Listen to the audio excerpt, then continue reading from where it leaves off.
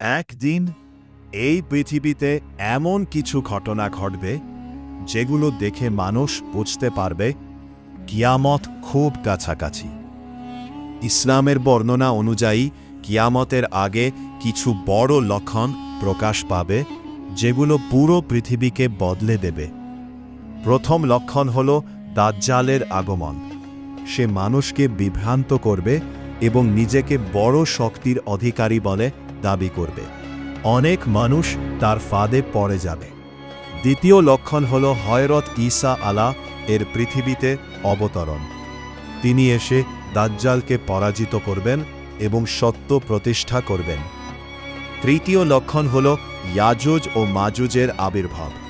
তারা পৃথিবীতে ভয়ঙ্কর বিশৃঙ্খলা সৃষ্টি করবে। চতুর্থ লক্ষণ পৃথিবীতে ধোঁয়া ছড়িয়ে পড়া, যা মানুষের জন্য কঠিন সময় নিয়ে আসবে। পঞ্চম লক্ষণ পশ্চিম দিক থেকে সূর্য উদয় হওয়া। সেদিন থেকে আর তওবা কবুল হবে না। ষষ্ঠ লক্ষণ পৃথিবী থেকে এক অদ্ভুত প্রাণীর বের হওয়া, যা মানুষের সাথে কথা বলবে।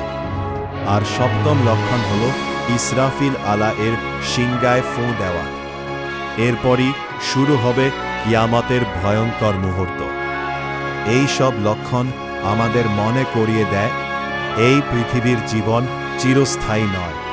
তাই আসুন আমরা এখন থেকে ভালো কাজ করি, আল্লাহর পথে চলি এবং নিজেদের প্রস্তুত করি আখিরাতে।